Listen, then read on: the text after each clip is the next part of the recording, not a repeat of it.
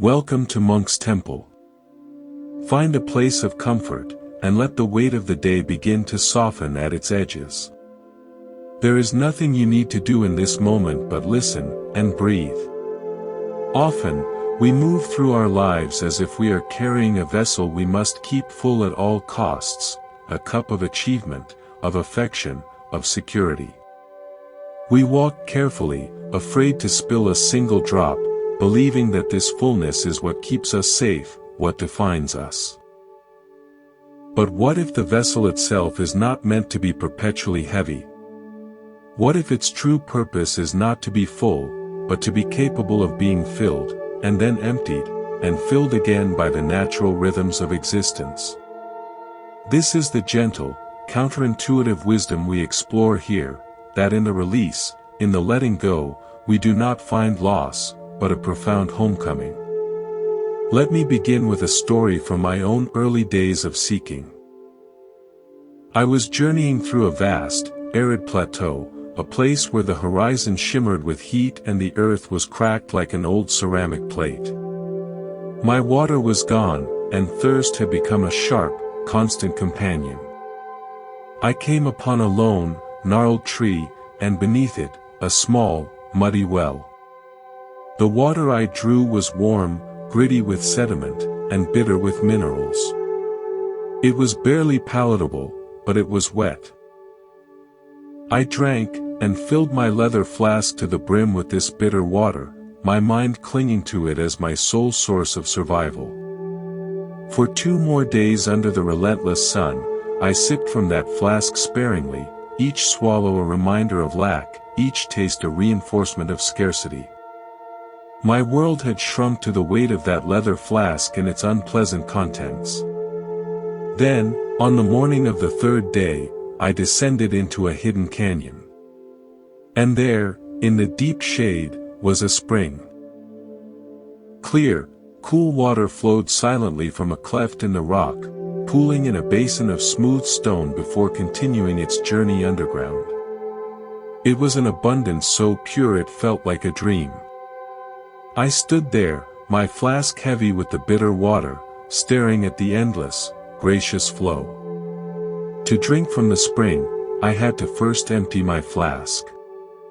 The logic was simple, undeniable. Yet, my hand hesitated. To pour out the water I had, the known, the certain, however poor, felt like an act of madness. My fear whispered, what if the spring is an illusion? What if you pour out your certainty and find nothing? But a deeper voice, a quiet knowing, understood, the flask was not my source. It was only a container. My thirst could only be truly quenched by the spring, not by my anxious hoarding of its poor imitation. I unscrewed the cap, turned the flask over, and watched the dark water sink into the canyon's dry floor. Then, I knelt, cupped my hands, and drank from the spring. The clarity, the coolness, the sheer rightness of it was a revelation. I had not lost my water.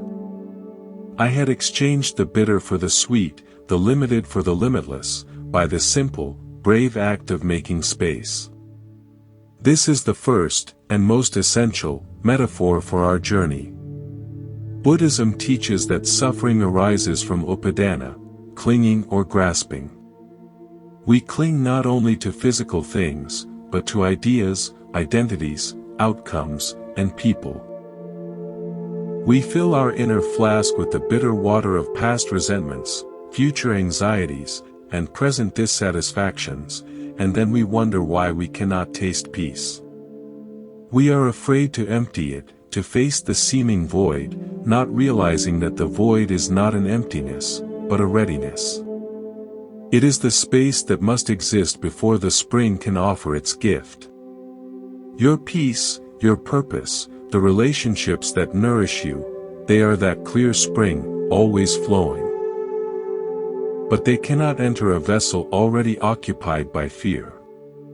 If this notion of emptying your flask to find a deeper spring speaks to you, I invite you to join our quiet community here at Monk's Temple.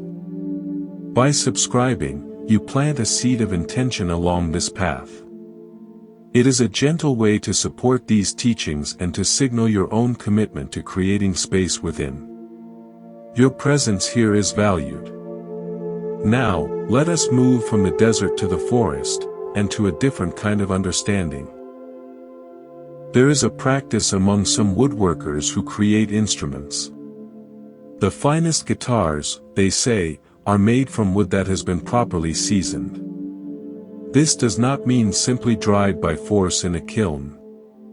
It means the wood has been allowed to sit, to rest, to let go of its internal moisture and tension slowly, naturally, over years.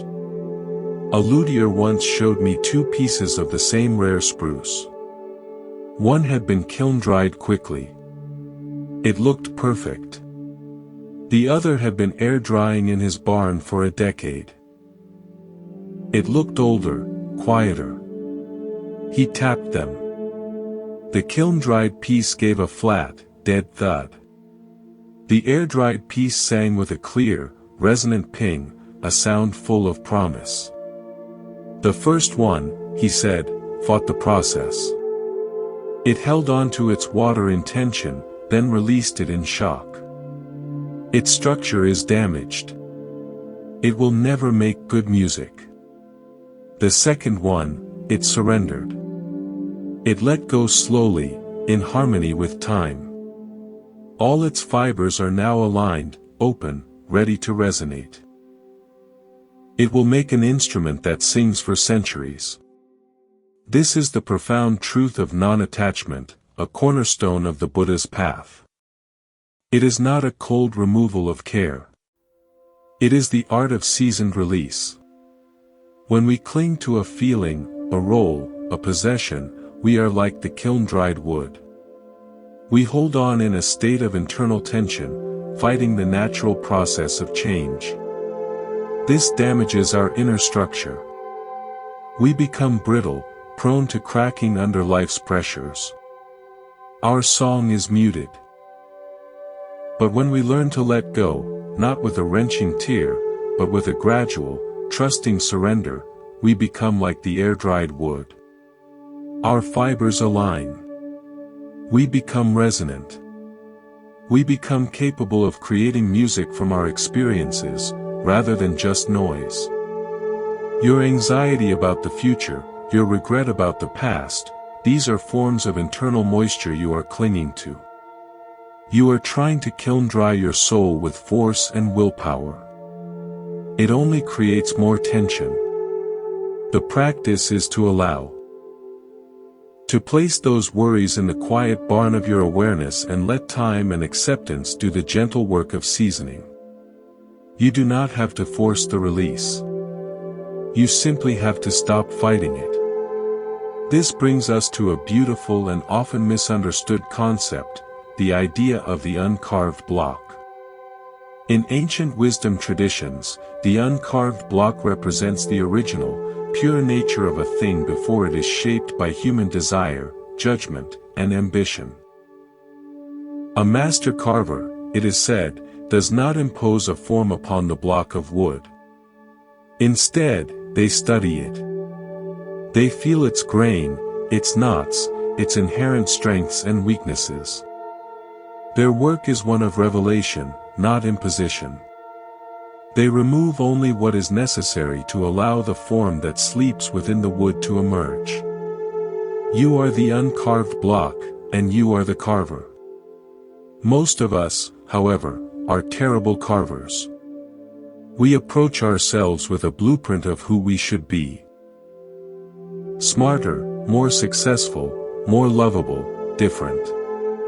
We chisel frantically, trying to force ourselves into that external blueprint, often damaging the beautiful, unique grain of our true nature in the process. We cling to the blueprint and hate the block for not conforming. Letting go begins when you put down the blueprint. It is the moment you set aside the chisel of self-judgment and simply observe the block. What is already here? What is the natural grain of your being? Where is its strength? Its unique pattern? The practice of meditation, of quiet self-observation, is this act of studying the uncarved block. It is not about adding anything. It is about subtracting the noise, the shoulds, the fear-based carving, so that your essential nature can begin to reveal itself. The peace you seek is not a shape you must carve yourself into. It is the quiet, solid presence of the block itself, once you stop trying to alter it. I remember a painter who came to the temple, engulfed in a crisis of inspiration. She was famous for her hyper-realistic portraits, but she felt empty, mechanical. The magic is gone, she confessed. I see only technique. I asked her to put away her brushes for a week and instead, spend an hour each day simply looking at a single, plain stone from the garden. No drawing. Just looking. Frustrated, she agreed. The first days were agony. Her mind screamed about wasting time. But gradually, something shifted. She began to see not just a stone, but a universe within it, galaxies of color in the lichen, mountain ranges in its contours, a history of water and time in its smoothness. On the seventh day, she picked up a piece of charcoal and a large, cheap sheet of paper. She didn't try to paint a portrait. She let her hand move, almost of its own accord, tracing the energy she had felt in the stone. What emerged was not a likeness of the stone, but an abstract expression of its essence, wild, free, and alive. She wept. She had let go of the blueprint of realism, and in that spaciousness, had rediscovered her own artistic soul, which was not a camera, but a translator of spirit. Her finished, technically perfect portraits were the kiln-dried wood. The raw, expressive drawing was the air-dried wood, finally resonant. She had to empty her flask of technique to drink from the spring of inspiration. She had to stop carving according to the old blueprint to discover the true form within her uncarved block. This is your invitation for tonight. As you rest, consider one small thing. One thought, one worry, one should that you have been carrying like bitter water in your flask. You don't have to throw it away with force. Simply imagine loosening your grip around it. Imagine setting down the chisel. Imagine allowing that piece of your heart to be like the wood in the quiet barn, season ing naturally. You are not losing a part of yourself. You are creating the space for a deeper, more resonant part to be heard. The spring is flowing. The wood is waiting to sing. The uncarved block holds a form more beautiful than any blueprint. It all begins with a single, gentle release. Let us continue our journey inward, to a place beneath the stories and the striving. Last we spoke of the flask, the wood, and the block, of making space and surrendering force. Now, imagine the deepest, stillest lake you have ever seen. Its surface is a perfect mirror, reflecting the sky, the trees, the passing clouds with flawless clarity. Now, drop a single pebble into its center. Watch the ripples radiate outward, circle upon circle, distorting the reflection, churning the once clear image into a blur of movement. The lake is still there, of course, unchanged in its depths. But its surface reality is now one of disturbance. Your mind is that lake. Most of us live our lives constantly throwing pebbles. A worry about tomorrow is a pebble. A regret from yesterday is a pebble. A desire for something we do not have is a heavy stone. The clinging we spoke of, that act of holding on, is not a static state. It is the constant, anxious tossing of pebbles, keeping the surface in turmoil, ensuring we never see a clear reflection of what truly is.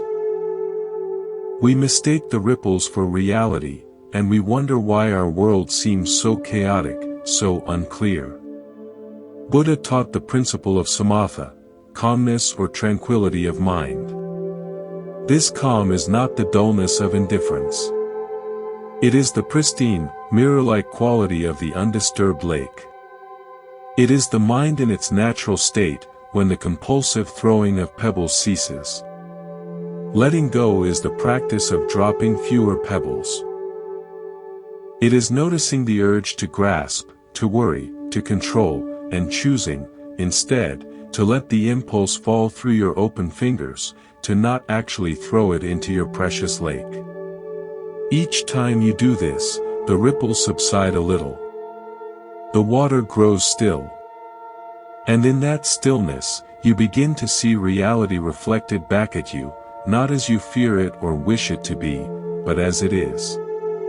And in that clear seeing, right action arises naturally, effortlessly, like a bird taking flight from a still branch. I once spent a summer in a hermitage beside such a lake. My task was simple, to draw water each morning. The rule was to wait until the wind had died down and the surface was still, so I could see clearly to the bottom, to avoid drawing up sediment. Some mornings, a breeze would stir just as I approached with my bucket. My initial impulse was frustration. I would want to dip the bucket anyway, to get on with my day. But the rule forced me to wait. To sit. To watch the wind play. In that waiting, I saw something magical. The wind always settled. Without my interference, the lake always returned to glass. My only job was patience, and to not be the one to stir the water myself in my impatience. Your emotional life is that lake. The winds of circumstance will blow, this is life. But so much of the churning sediment in your experience comes not from the wind, but from you jabbing your bucket into the water while it is still stormy, trying to force clarity where you have not yet allowed for calm. Letting go is that patient sitting. It is refusing to add your own turbulence to the situation. It is trusting that clarity will return if you simply cease to disturb the waters with your anxious grasping. This leads us to a powerful, liberating redefinition of strength. We are taught that strength is like a fortress wall, thick, high, impenetrable. We build these walls from our achievements, our certainties, our defended opinions. We cling to them, for they seem to promise safety. But a fortress has two inherent problems: it traps you inside, and it requires constant defense. Any crack is a crisis. Any threat at the gate sends you into a frenzy of repair. The strength of the wall is also its prison. Buddhist philosophy offers a different model. The strength of the bamboo grove. Visit a bamboo forest in a typhoon. The mighty, rigid trees around it may snap. But the bamboo bends. It sways almost to the ground. It lets the storm pass through it. It does not cling to its uprightness. Its roots are deep and interconnected, but its form is flexible. When the storm has moved on, the bamboo straightens, unharmed, its essence intact. Its strength lies not in resistance, but in resilient yielding. Its power is in its ability to let go of its position. Where in your life are you being the fortress, clinging to a rigid stance, defending a crumbling wall? And where could you choose to be the bamboo? Letting go of the need to be right, to be in control, to appear invulnerable. This is not weakness. It is the sophisticated, resilient strength of the natural world. The fortress fears the storm. The bamboo dances with it, and survives. A story comes to mind of a renowned martial arts master I had the honor of meeting. Students would travel great distances to spar with him, to test their strength against his legendary technique. A particularly aggressive young fighter arrived, all coiled muscle and fury. In their match, the young man launched a powerful, direct punch aimed at the master's face. Instead of blocking it, which would have been a meeting of force against force, the master simply turned his head slightly. The fist whistled past his ear, missing by a millimeter. The young man's own momentum carried him stumbling forward, off balance. With a touch so light it seemed like a caress, the master guided him to the mat. The match was over. Afterward, humbled, the young man asked, "What technique was that? How can I learn it?" The master smiled. "It is not a technique of the hand, but of the mind. You were attached to hitting me. Your energy was focused on that point. I was not attached to not being hit. My energy was free to move. You clung to an outcome. I let it go. Your clinging created your defeat." The master's strength was not in his muscle, but in his non-attachment. He was the bamboo in the wind of the young man's anger. Now, let us consider the most intimate of landscapes, the heart. We often speak of the heart as a container for love.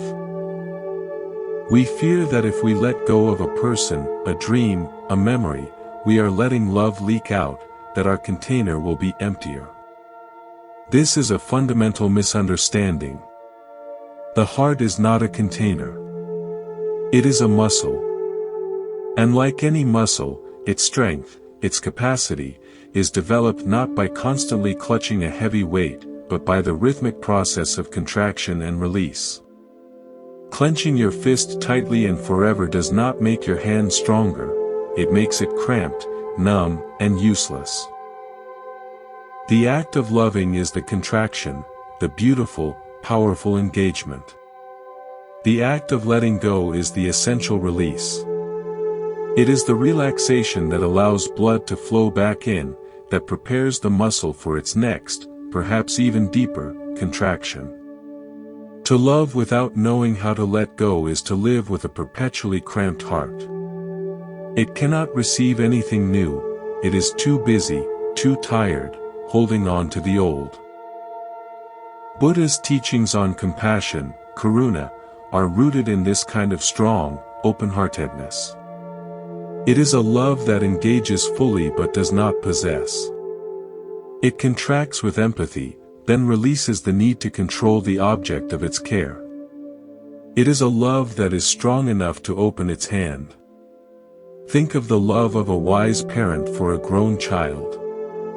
The deepest love is not the clinging hand that tries to keep them safe at home forever. It is the open door, the released hand that trusts them to walk their path, even as the heart contracts with concern. That love is vast precisely because it has practiced the cycle of release. I recall a woman who cared for her ailing mother for many years.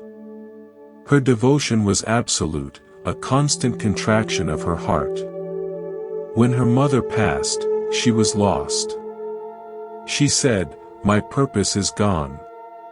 My love has nowhere to go." She was suffering from a kind of spiritual atrophy. Her heart muscle had been held in one position for so long it had forgotten how to release, and thus how to find a new way to engage. It took time. She began, haltingly, to volunteer at a garden, tending to plants, an act of care that required no clinging. She planted seeds, watered them, and let them grow without needing anything from them. In that gentle rhythm of giving and releasing, her heart muscle began to relax, then to strengthen again in a new way. She had not lost her capacity to love. She was learning its full rhythm. So, how do we practice this release? We start not with the boulders, but with the pebbles. Before you sleep tonight, try this. As you lie in the quiet, bring to mind one small ripple on your lake. A minor irritation from the day. A pointless anxiety about tomorrow's schedule. Feel the impulse to toss that pebble, to engage with the worry. And then, consciously, imagine opening your fingers. Let the pebble rest in your palm, but do not throw it. Just acknowledge it. There is the thought about the email. And then, gently, let your attention rest on your breath instead, on the feeling of the sheets, on the silence in the room. You are not pushing the thought away. You are simply choosing not to give it the momentum that turns it into a ripple. You are practicing being the still lake, not the thrower of stones. You are being the bamboo, bending away from the fight. You are allowing your heart muscle to relax for a moment.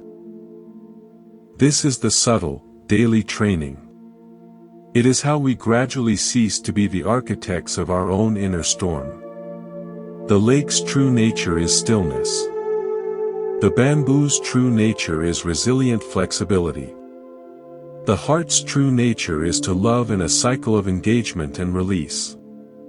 You are not creating peace.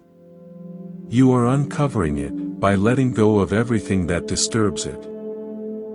The fortress you have built is tired. It is okay to leave its maintenance.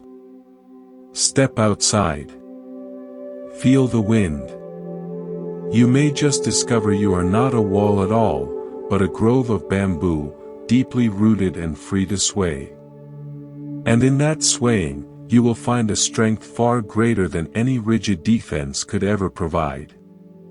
Let us journey deeper now, into the very architecture of our suffering. We've spoken of the lake and the pebbles, of the bamboo and the fortress. These are landscapes. But what is the mechanism? What is the hidden pivot upon which our inner world turns from peace to turmoil? It is a simple, powerful, and often invisible axis, the axis of resistance. Imagine you are floating in a wide, gentle river. The current carries you. The sun is warm. The banks slide by, a painting of green and stone. This is the natural flow of life, events, changes, the unfolding of moments. Now, you see a branch overhanging the water up ahead. A thought arises, I want that branch. You begin to swim against the current, arms thrashing, to reach it. Exhaustion sets in. The river, which was carrying you, now feels like an enemy. You are fighting the entire force of the water to grasp one stationary thing. This is resistance. This is clinging. You have abandoned the flow to attach yourself to a fixed point. Buddha's second noble truth identifies the cause of suffering as ta, thirst, craving, desire. But this craving is not merely for pleasant things. At its core, it is a craving for life to be other than it is in this moment. It is the swimmer fighting the river to reach the branch. It is the mental and emotional resistance to the present reality. Letting go is the profound act of ceasing to swim upstream. It is unclenching your hands from the branch you are trying to hold, turning your body back to the current, and allowing yourself to float once more. The relief is immediate. The river was never the problem. Your resistance to it was. I learned this not from a scripture, but from a river itself. Years ago, I was on a solitary canoe trip. I came to a stretch of rapids, not massive, but loud and chaotic.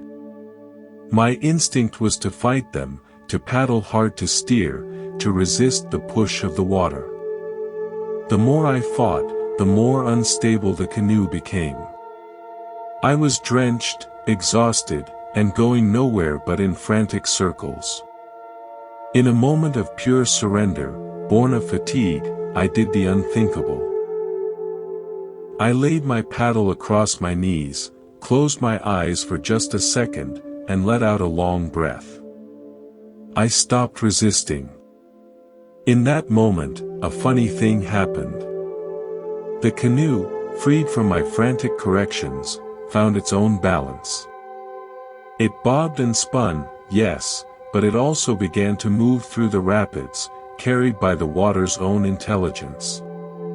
It was still turbulent, but it was no longer a battle. It was an experience. I was in the rapids, not at war with them. When I emerged into the calm pool below, I was breathless not from fear, but from awe. The river had known the way through all along. My job was not to control it, but to navigate it with it, which required first that I stop fighting. Your life has its calm stretches and its rapids. Your anxieties, your heartbreaks, your stressful periods, these are the whitewater. Your suffering is amplified 1,000-fold not by the rapids themselves, but by your paddling against them, by your resistance to being in them. What if you could lay your paddle down? Not to give up, but to participate in the flow differently. To feel the raw power without the exhausting illusion that you must single-handedly steer it all. This brings us to a liberating idea, the guest house of the heart. The Persian poet Rumi spoke of the heart as a guest house, where every emotion, every thought, is a visitor. Joy arrives. Greet it at the door. Sadness comes. Welcome it in. Meanness, shame, a dark thought, treat each as an honored guest, for they have come to teach you something. This is a radical practice of non-resistance. It is the ultimate letting go of judgment toward your own inner experience. Most of us, however, run a very different establishment. We have a bouncer at the door of our hearts. We only allow the good emotions in, happiness, peace, confidence. When anger shows up, we argue with it at the door. You can't come in. You're bad. When grief arrives, we pretend we're not home. When fear knocks, we barricade the entrance. But these visitors do not go away. They camp outside. They pound on the windows. They become the constant, troubling noise of our inner world, the repressed, the unacknowledged, the resisted. Our energy is spent in this eternal, exhausting job of being the bouncer. The Buddhist teaching of mindfulness, sati, is the practice of becoming the gracious host, not the fearful bouncer. It is sitting in the parlor of your awareness and saying to fear, "Ah, you are here. Have a seat. I will make tea." You do not have to believe what fear says. You do not have to act on its advice. But by allowing it in, by ceasing to resist its presence, you disarm it. A welcomed guest eventually finishes their tea, reveals their message, and leaves. A resisted enemy lays siege to your house indefinitely. Let me share a story of a man who was a master bouncer. He was a successful lawyer, his mind a fortress of logic and control. He came to the temple because of crippling insomnia. "My mind won't shut off," he said. "It's like a courtroom at midnight, and I'm prosecuting myself for every mistake I've ever made." I asked him what happened when he felt the first stir of an anxious thought at night. "I fight it," he said. "I argue against it. I try to prove it wrong. I suggested a different approach." That night, when the first anxious prosecutor arose in his mind, he was to simply say, internally, "Thank you for your concern. Your testimony is noted. The court is now in recess." He was not to argue. He was to acknowledge, and then deliberately shift his attention to the feeling of his breath, or the weight of the blanket. He was to stop being the opposing counsel and become the judge who calls a recess. The first few nights were difficult. The old habit of mental wrestling was strong. But one night, he told me, something shifted. He felt the familiar surge of anxiety about a case. He gave his little speech, "Thank you for your concern. The court is in recess."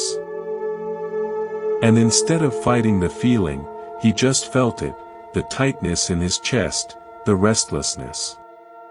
He noticed it, as if observing a curious phenomenon. And because he wasn't fighting it, the feeling, having been acknowledged, began to simply subside. It lost its urgent, prosecutorial power. It was just a feeling, passing through the guest house. He slept that night.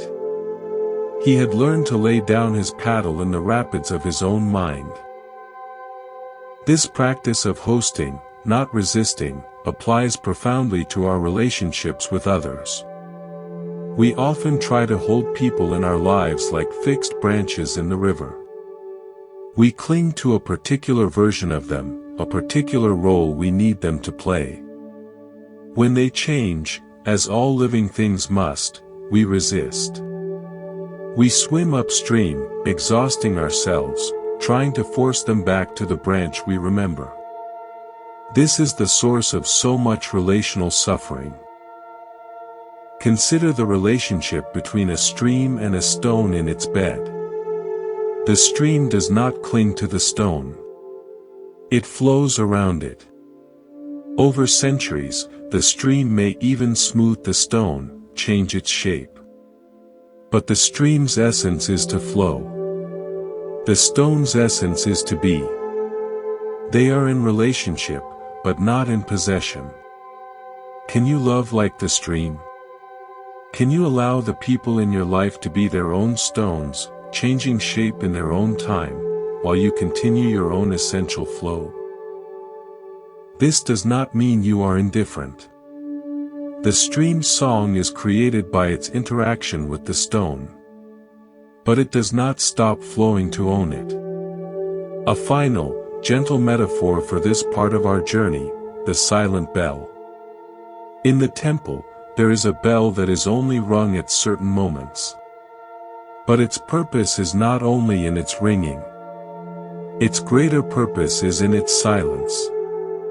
The bell is defined as much by its hollow, empty space as by the metal that surrounds it.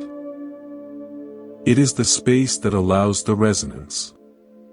If you filled the bell with sand, it would be heavy, solid, but it would make no sound. It would be useless as a bell. You are that bell. Your thoughts, your clingings, your resistances, these are the sand you keep pouring into yourself. You are trying to become solid, heavy, substantial. But you are making yourself unable to resonate with life.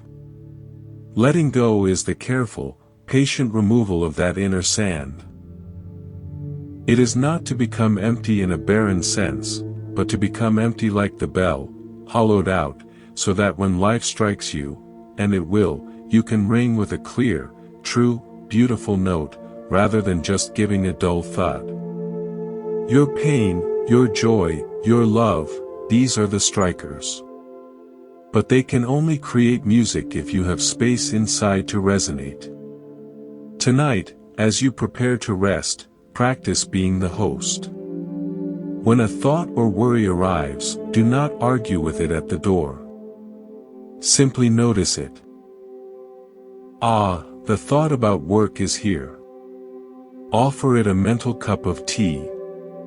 Then, gently return your attention to your breathing, the silent bell of your chest rising and falling. You are not fighting the river. You are floating in it. You are not filling the bell. You are clearing space for its true song. The river's current is wise. The guest house is spacious. The bell is waiting to sound its true note. All it asks is that you stop pouring in the sand.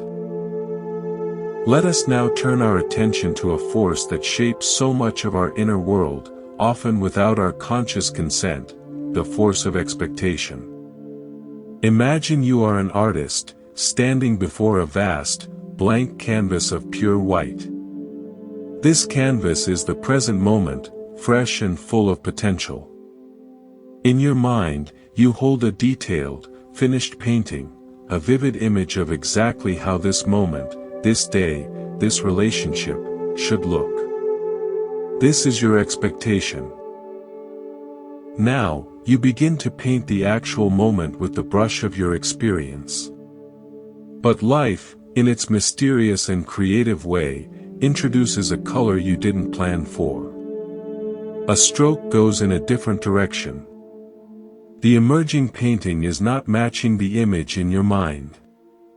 What do? Most of us, clinging to our mental blueprint, react with frustration. We try to scrape off the unexpected color. We overpaint, trying to force the reality back into the lines of our expectation. We exhaust ourselves in this futile effort to make what is conform to what we imagined. The canvas becomes a muddy, tense battlefield, and we blame the paints, the brush, or the canvas itself for our disappointment. Buddha taught about the danger of sakra, the mental formations or conditioned responses. Our expectations are some of the most powerful sakra. They are prefabricated molds into which we try to pour the liquid, living reality of now.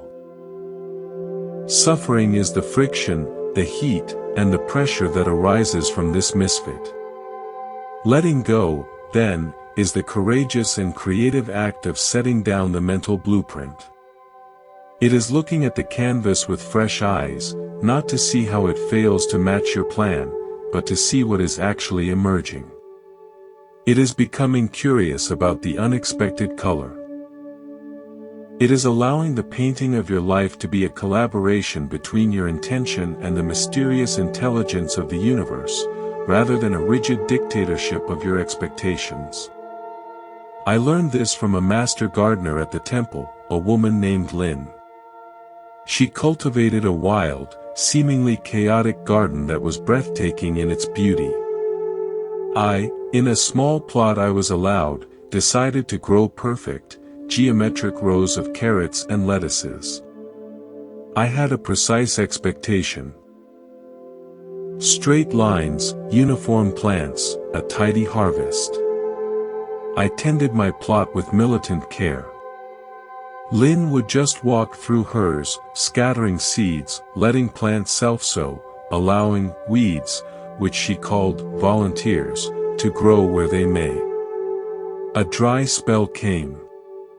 My neat rows struggled, the soil between them baked hard. Lin's garden, with its dense, layered canopy of different plants, thrived. The volunteers provided shade, their deep roots broke up the soil, and the ecosystem supported itself. My harvest was meager and required immense effort. Hers was abundant and seemed to flow with ease. One day, holding a twisted, deeply orange carrot from her garden next to my perfectly straight, pale one, she said, "You are trying to grow a picture of a carrot." I am trying to grow a carrot.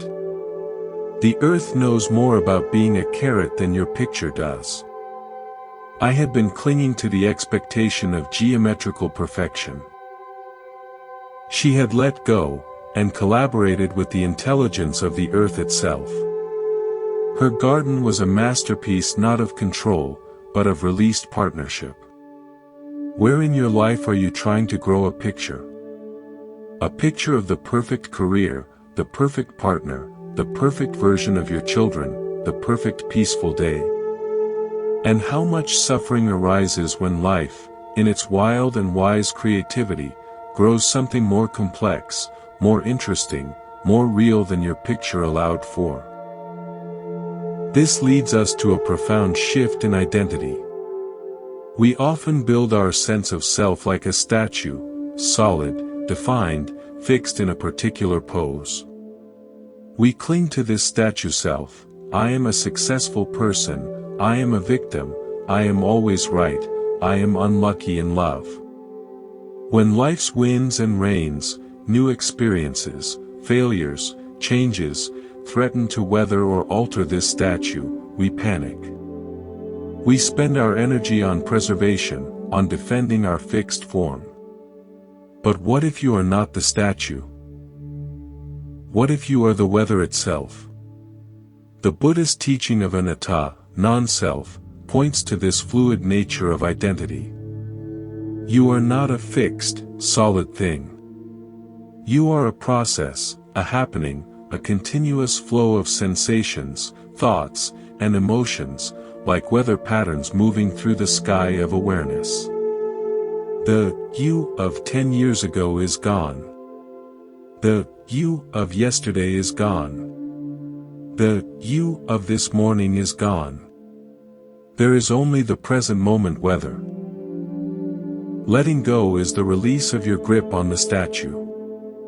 It is the liberating realization that you are the rain, the sunshine, the passing cloud, the still air. You are not something to be defended. You are a natural force, ever-changing, ever new. When you stop clinging to the statue, you become free to experience the full, dynamic range of your own being. A powerful story comes to mind. A renowned calligrapher was asked to create a piece for the temple's great hall. For days, he prepared, meditating on the single character he would paint, peace. He envisioned every stroke, the perfect balance, the exact shade of ink. When the day came, a large crowd gathered. He stood before the vast sheet of paper, brush in hand. As he made the first, sweeping stroke, a young novice, carrying a tray of tea, tripped.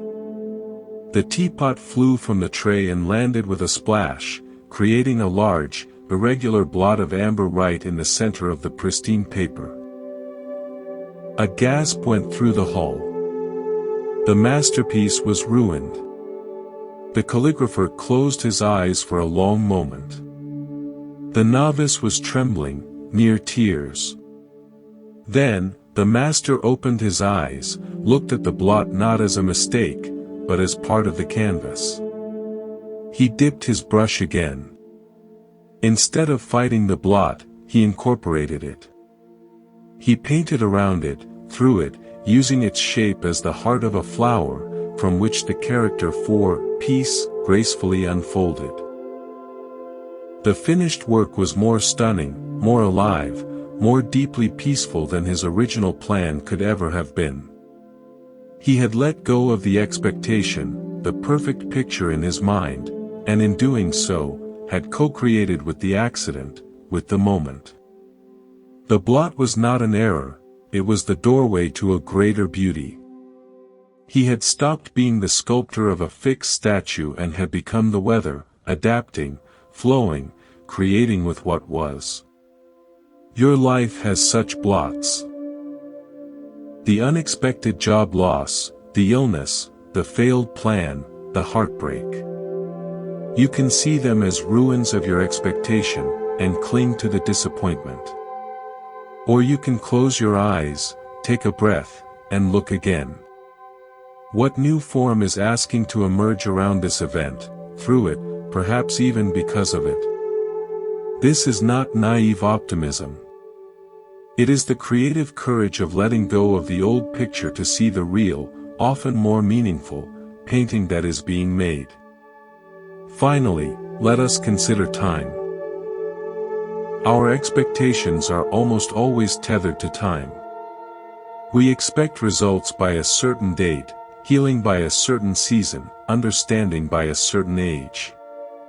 We cling to timelines as fiercely as we cling to outcomes. But have you ever watched a glacier? It moves, but on a timescale that makes a human life seem like a blink. It carves valleys not through force, but through patient, persistent presence. The oak tree from an acorn does not expect to be a forest in a year. It simply follows its inner rhythm, season by season. Buddhism encourages living in accordance with Dhamma, the natural law. Part of this law is intrinsic timing. You cannot force an apple to ripen in May. You cannot rush the healing of a deep wound. Letting go often means letting go of your personal, frantic timeline. It means trusting the rhythm of your own growth, which operates on a clock more ancient and wise than the one on your wall or in your anxious mind. Your journey is not a race along a track you can see. It is a seed's journey into a tree, unfolding in darkness before breaking into light, guided by an intelligence that knows precisely when the season is right. So tonight, practice with a small expectation. Perhaps you expect to fall asleep quickly. When sleep doesn't come, notice the frustration, the desire to scrape the unexpected color off the canvas. Then, gently, set the blueprint aside. What is actually here? The feeling of rest? The sound of the night? The rhythm of your heart? Become the weather of this moment, not the statue of a sleeper. Tend your garden like Lynn, curious about what actually wants to grow, not what your picture demands. You may find that in the release of how it should be, you discover a profound peace with how it is. And in that peace, everything, even wakefulness, becomes a kind of nourishment. The canvas is blank again every moment. The earth knows how to grow the carrot. You are the weather. The blot is part of the masterpiece. The glacier is moving. All is well. We have navigated the river of resistance and stood before the canvas of expectation. Now, let us enter a more subtle, interior realm, the realm of story. Close your eyes for a moment and think of a current source of distress in your life. Now, look closely. Is the pain in the bare facts of the situation, or is it in the narrative you have woven around those facts? The story of betrayal, the story of unfairness, the story of your own inadequacy. We are meaning-making creatures. We do not experience events raw, we instantly, almost unconsciously, wrap them in a story. And then, crucially, we forget that we are the authors. We become imprisoned in the narrative, believing it to be absolute truth.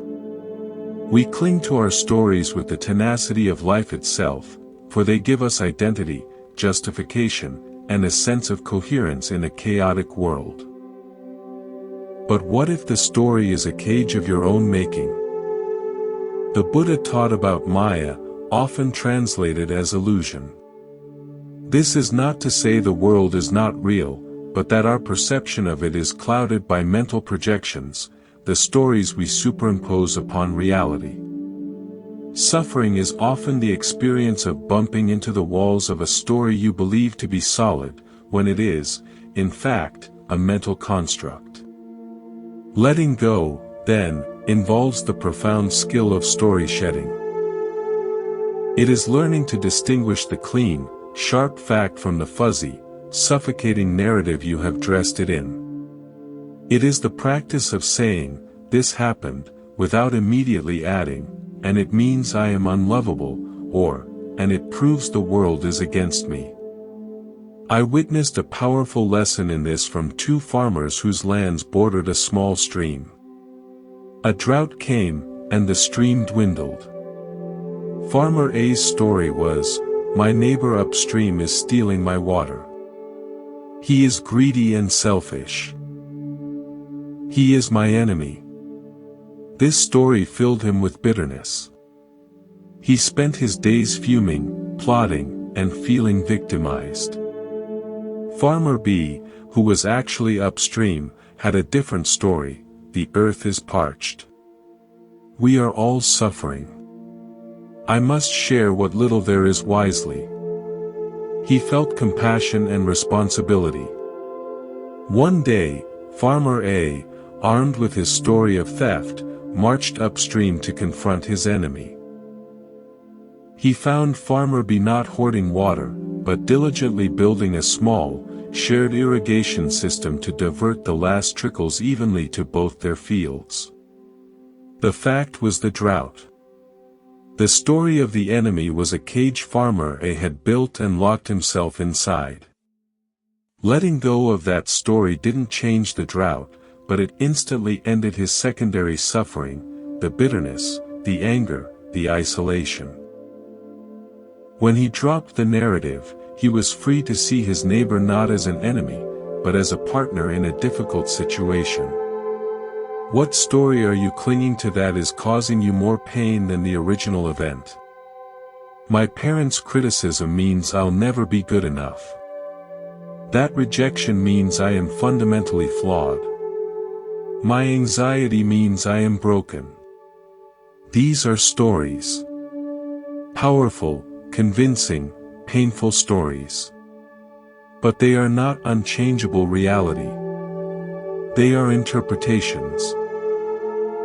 Letting go is the act of gently placing the storybook down and looking at the bare landscape of your experience once more. This work of story shedding brings us to one of the most empowering concepts in this journey, the editor of your inner dialogue. Imagine your mind is a radio, constantly broadcasting. The channel it's tuned to is a matter of habit.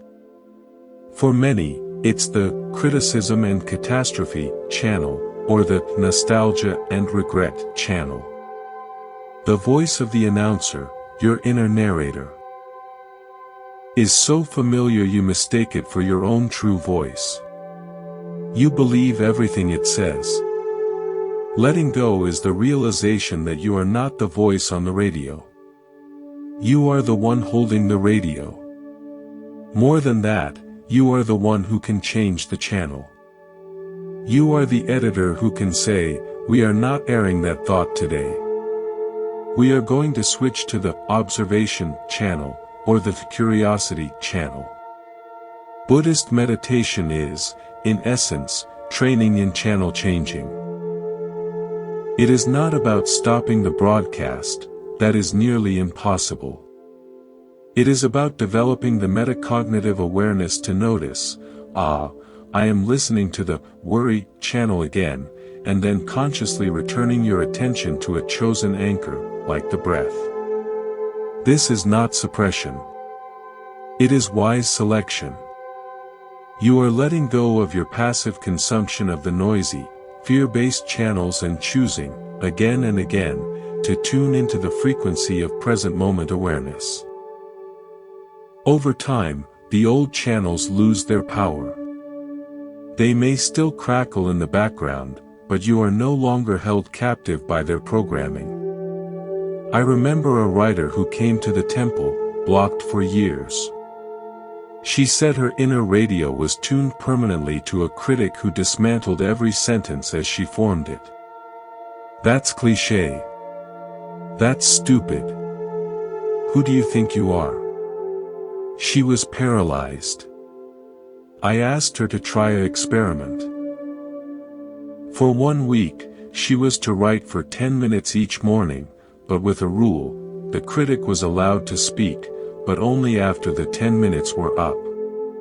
During the writing, she was to deliberately tune to the childlike play channel. She was to write the worst, silliest, most cliché sentences on purpose. She was to let go of the story that she was a bad writer, and simply engage in the physical act of making marks on a page with joy. The first day was agony. The critic screamed in protest. But by the third day, something broke open. Laughing at her own terrible sentences, she wrote a line that was actually beautiful, precisely because it was unconcerned with being beautiful.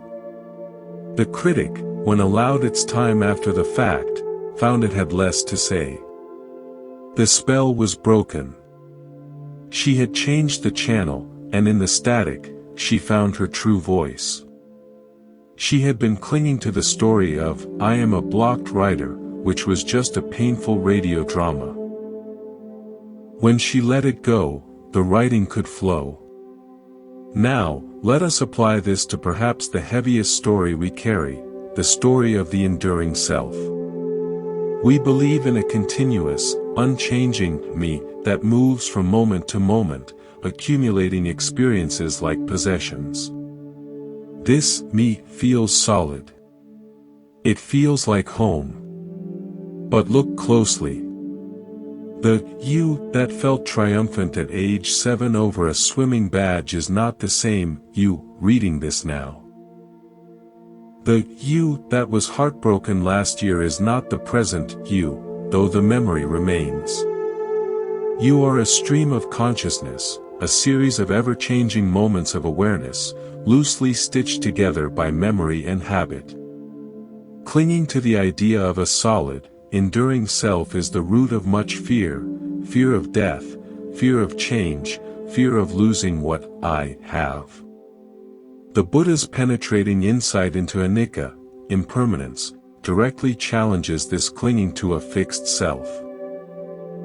Everything is in flux, including the constellation of thoughts and feelings you call I.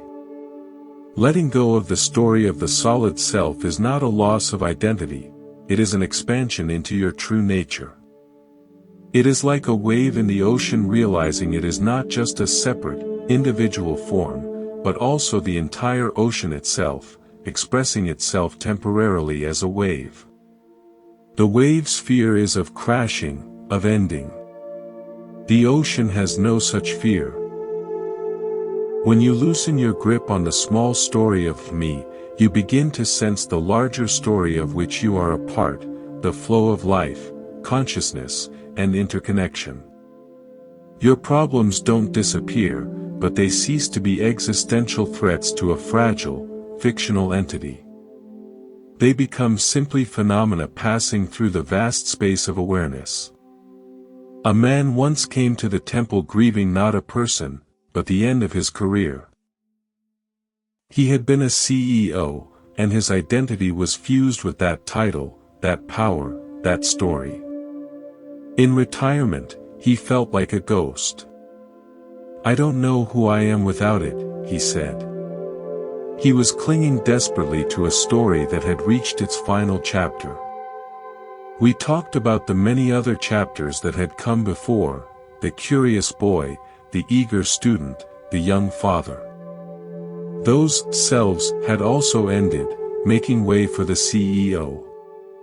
Now, it was time for that self to end, to make space for a new one. His task was not to revive the old story, but to become curious about the blank page. It was terrifying. But slowly, he began to let go. He started volunteering, not as a former CEO, but simply as a man with time. He discovered a self he had forgotten, one who enjoyed teaching children to read. The story of the CEO was a book he had finished. Letting go of his attachment to it allowed him to pick up a new, unexpected, and deeply fulfilling volume. So tonight, practice being the editor. As you lie in the quiet, listen to the radio of your mind. What channel is playing? Without judgment, simply identify it. Ah, the rehearsing tomorrow's troubles channel is on. Acknowledge it. Then, with great gentleness, change the channel. Tune into the sensations of the body channel.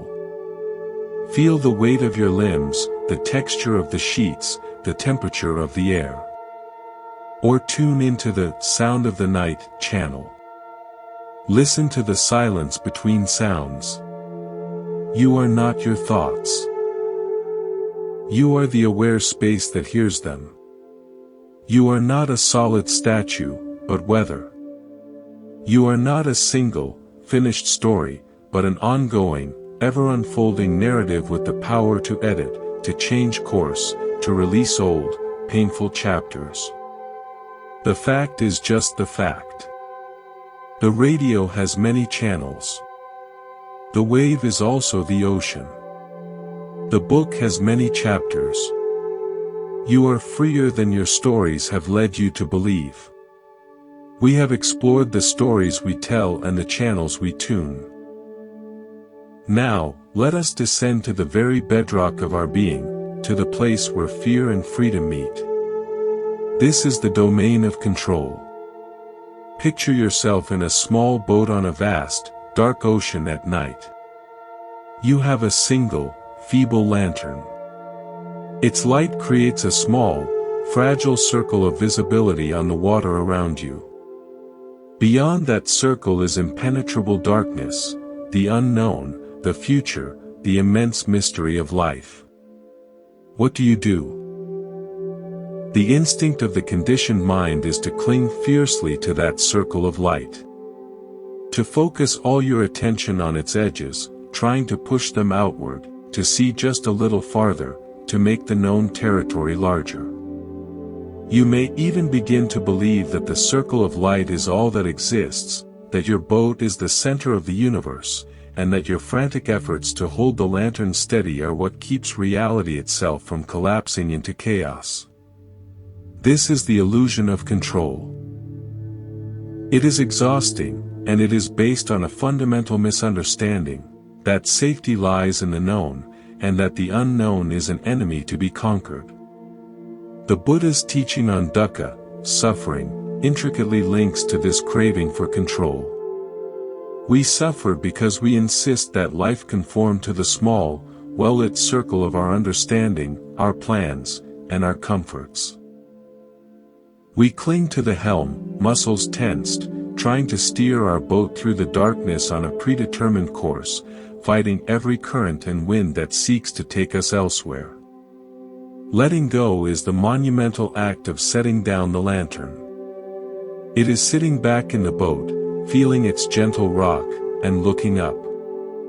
And when you look up, you see them, the stars. Millions of fixed points of light, a celestial map you never noticed while you were hunched over your own tiny lamp.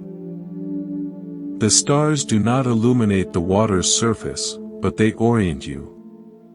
They provide a different kind of knowing, not the anxious knowing of what's immediately ahead, but the profound knowing of your place in a vast, beautiful, and ordered cosmos. I learned this not on an ocean, but in a cave. As a young novice, I was given the task of retrieving supplies from a deep, natural cellar used for storage. The senior monk handed me a small candle. "The way is straight," he said. "But do not look only at your feet." I descended, my world shrinking to the 3-foot sphere of flickering candlelight. The path was indeed straight, but uneven. I moved slowly, eyes glued to the ground just ahead of my feet, terrified of stumbling, of the candle going out. My entire universe was that shaky circle of light and the sound of my own anxious breath. I reached the supplies, but on the return journey, a strange impulse arose. Remembering the monk's words, I forced myself to stop.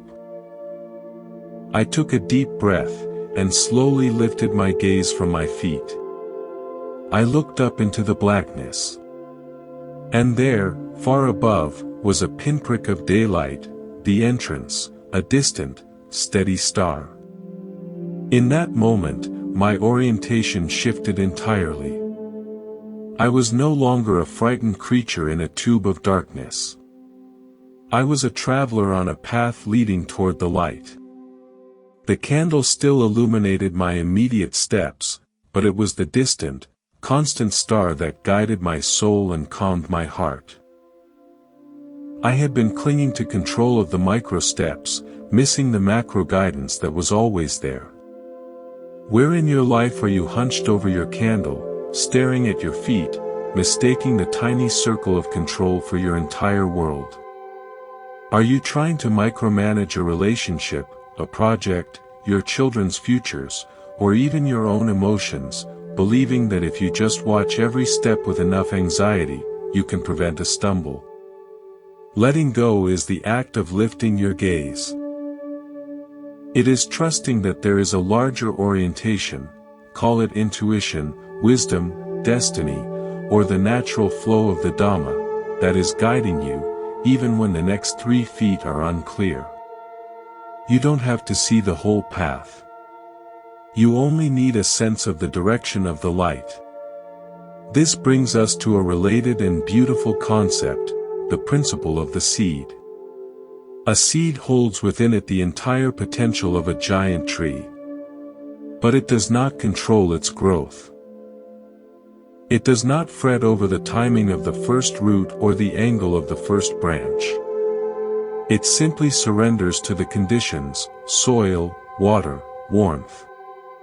It lets go of its seed nest to become a sprout, lets go of its sprout nest to become a sapling, and so on. Its intelligence is in its surrender to the process. It trusts the intelligence of life encoded within it and the support of the universe around it. In Buddhism, this is reflected in the idea of tathata, suchness, or thusness.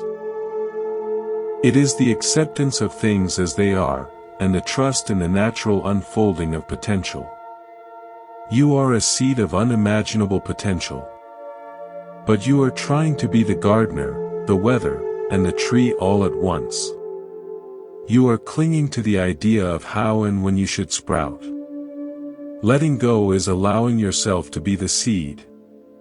It is burying yourself in the dark soil of experience, which can feel frightening, and then, waiting.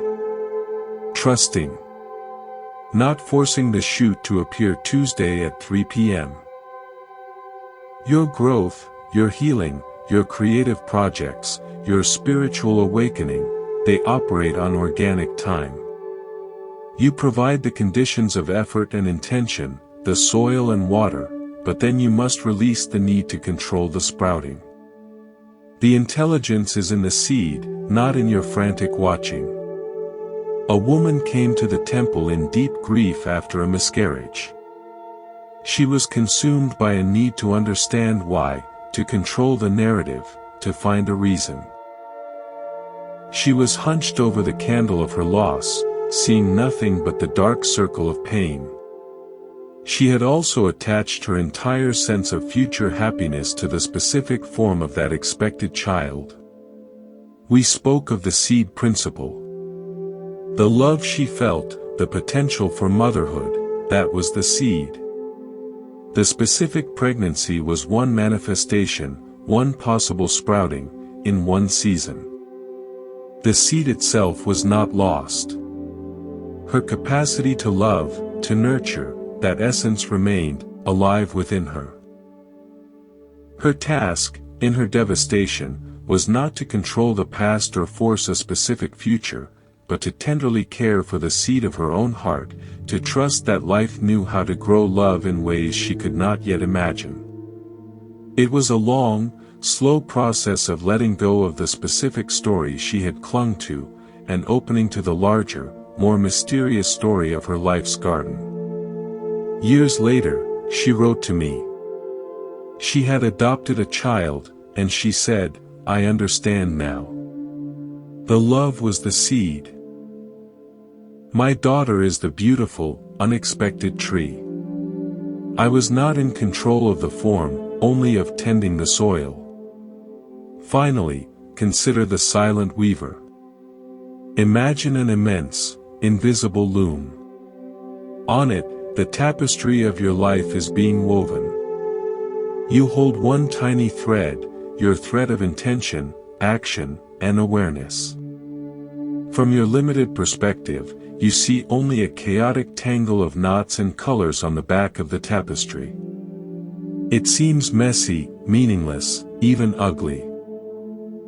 You cannot see the grand design on the other side.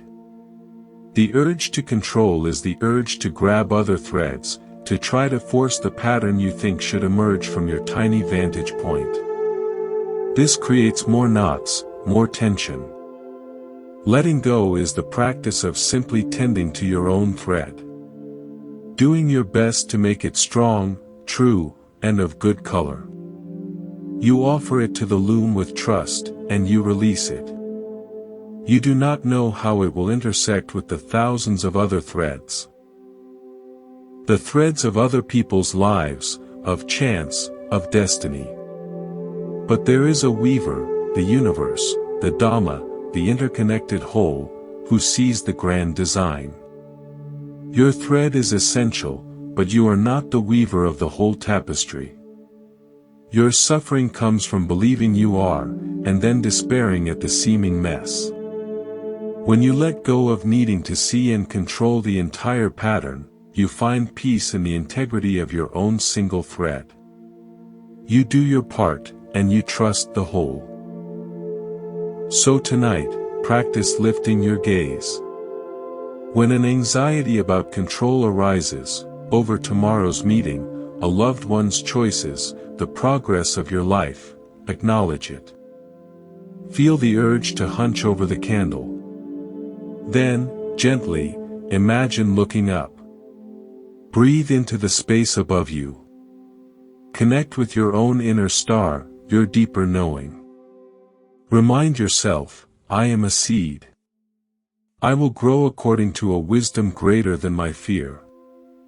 I am a single thread in a magnificent tapestry. My task is integrity, not control.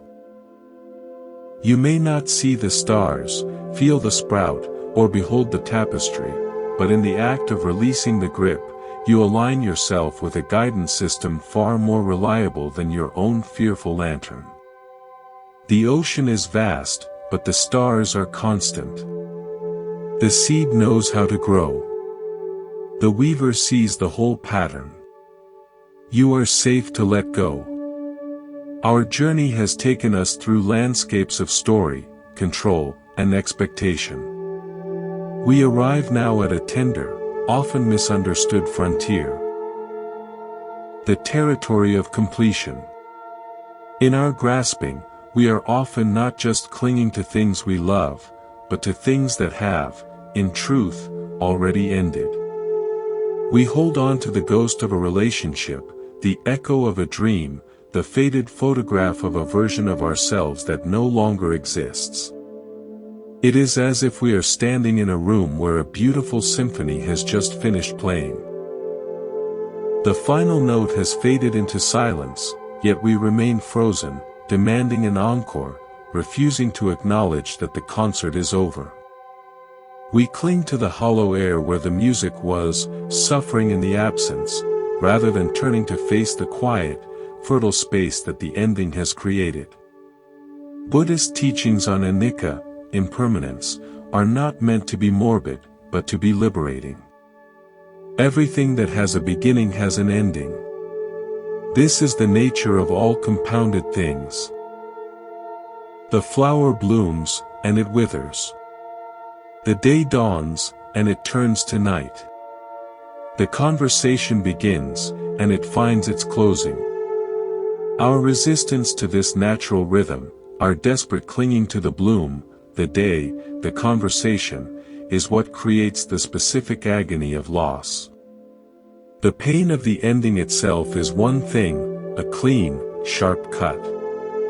The suffering we add by refusing to let go is another, a chronic, infected wound. Letting go, in this context, is the profound act of honoring completion. It is the inner bow we offer to something that has served its purpose, taught its lesson, and now must make way for the next movement in the symphony of our lives. I witnessed this embodied in the ritual of a paper lantern ceremony by a riverside village. Each year, people would write on small paper lanterns things they wished to release, griefs, regrets, old identities. As dusk fell, they would light the candle inside and set the lantern on the water. Hundreds of tiny lights would drift downstream, a constellation of released burdens floating toward the sea. One elder never wrote anything. I asked him why. He smiled and said, "My lantern is for the act itself.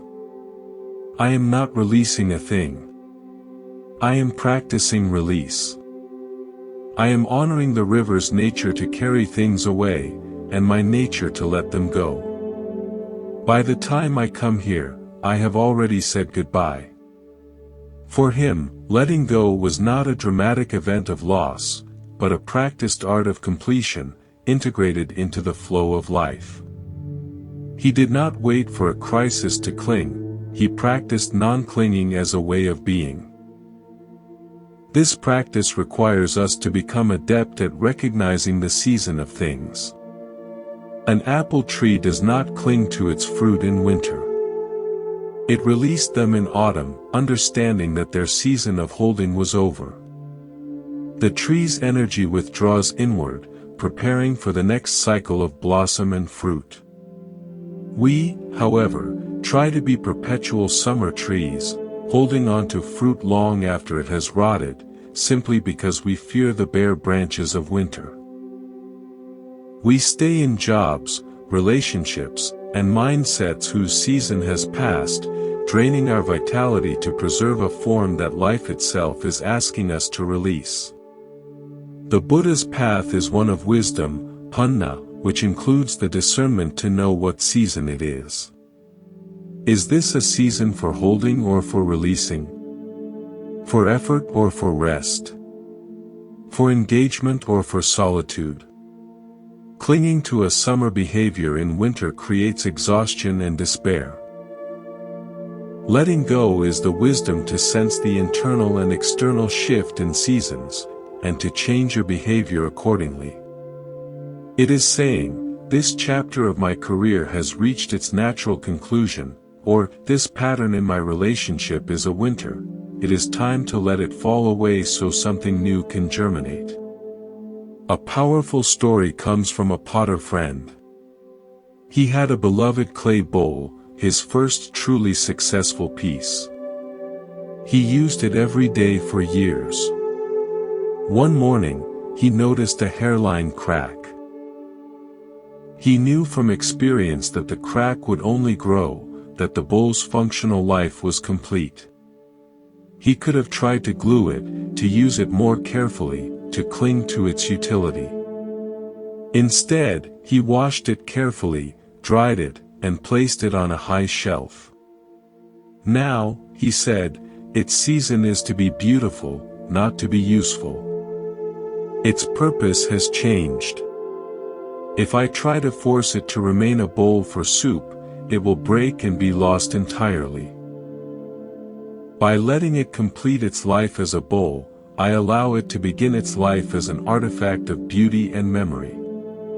He had the wisdom to honor its completion, transforming his relationship to it from one of utility and potential loss to one of reverence and peaceful coexistence with its changed state. Where in your life are you trying to glue a cracked bowl, refusing to acknowledge that its season has changed? A friendship that now only exists out of habit? A dream that no longer sparks your soul but you pursue out of obligation? A version of yourself, the perpetual caretaker, the high achiever, the rebel, that your spirit has outgrown? Honoring completion is not failure. It is the highest respect you can pay to an experience. It allows it to become an integrated part of your history, rather than a draining ghost in your present. This leads us to a subtle but vital distinction: letting go is not the same as banishment. We often think we must push something away with force, to reject it, to declare it bad, in order to be free of it. This is just clinging in reverse. It is an aggressive relationship with the thing you wish to be rid of, and it still binds your energy to it. True release is more akin to unhooking. Imagine you are wearing a heavy, ornate cloak. It was once splendid, but now it is waterlogged, weighing you down as you try to swim. Banishment is fighting the cloak, thrashing against it, trying to tear it off in anger. Unhooking is simply calmly, reaching for the clasp at your throat, releasing it, and allowing the cloak to float away on the current. Your action is gentle, decisive, and internal. The cloak is not an enemy, it is simply no longer your garment. The middle way of Buddhism avoids the extremes of clinging and aversion. Banishment is aversion. Unhooking is the middle way. A clear, compassionate discernment that something no longer serves your journey, followed by a peaceful release of your claim on it. You are not at war with the old cloak. You are simply no longer wearing it. I remember a woman who held a deep grudge against her sister. She described it as a cold stone she carried in her chest. She thought letting go meant she had to suddenly feel warm and forgiving. That felt impossible, a betrayal of her pain. I suggested she think not of banishing the stone, but of unhooking her attention from it. Instead of sitting with the stone in her lap, polishing it with bitter memories every day, she could simply place it on the ground beside her. She didn't have to throw it into the sea. She just had to stop carrying it. She could acknowledge it was there, but it need not be the centerpiece of her inner world. This small shift, from banishment to unhooking, was something she could do. Over time, by not engaging with it, the stone lost its charge. It became just a rock on the path of her life, one she could eventually walk past without a second glance. She had honored the completion of her angry story by ceasing to feed it. So tonight, practice the art of completion. Bring to mind one thing, a feeling, a hope, a regret, that feels over. Its energy is spent. It's the symphony's final, faded note. Instead of straining to hear it again, simply sit in the silence that follows. Bow inwardly to it. Say, that was a chapter. It is complete. If it is a cracked bowl, imagine placing it gently on the shelf, changing its purpose from utility to memory. If it is a heavy cloak, feel for the clasp, and in your mind's eye, unhook it. Do not fight it. Just let it fall away. You are not destroying anything. You are honoring the natural cycle of ending, making space for the intermission before the next piece of music begins. The symphony respects its own final note. The tree knows the season of the fruit. The bowl can become an artifact. The cloak can be unhooked.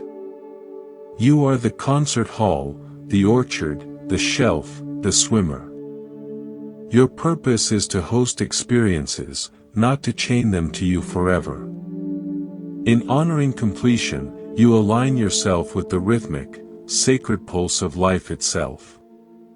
We have journeyed far, from the desert flask to the silent bell, from the guarded guest house to the flowing river. We have practiced story shedding, channel changing, and the gentle unhooking from what has completed its season. Now, we arrive at the quiet center, the destination that was present all along, the realization that letting go is not a destination, but a return. All this time, you have been searching for a place of peace, a state of arrival where you can finally rest. You have believed that peace is something to be grasped, a prize at the end of a long struggle with life. You have clung to methods, to teachings, to perfect conditions, hoping they will deliver you to a shore where the waves of change cannot reach you. But what if the shore is not out there? What if the peace you seek is not something to acquire, but something to remember? What if it is the very nature of the ocean itself, revealed only when you stop fighting the waves? The Buddha's ultimate teaching points to this. Nibbana, nirvana, is not a place you go, but a truth you realize. It is the extinguishing of the fires of craving and aversion, the cessation of the struggle. It is the profound understanding that you have always been the sky, vast, open, inherently peaceful, and your thoughts, emotions, and attachments are merely the weather passing through. Letting go, in its deepest sense, is not an action you perform on the weather. It is the relaxing of your identification with the weather. It is the remembrance that you are the sky. Storms may come, but they do not harm the sky. They happen within it. When the storm of clinging or loss passes, the sky is not newly clear. Its clarity was merely revealed. It was there all along. I will leave you with one last, simple story. A young seeker traveled across continents to find a sage who lived in a cave high in the mountains. After a grueling climb, he found the old man sitting in stillness. The seeker, breathless, poured out his quest. "Master, I have searched everywhere for inner peace. I have studied texts, practiced austerities, and sought teachers. Please, show me the path to peace." The sage opened his eyes, looked at the young man's dusty, anxious face, and pointed to the seeker's own hands.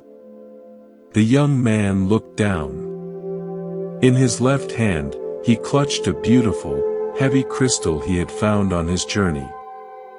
In his right, he gripped a dead, thorny branch, which he had used as a walking stick and now held out of habit.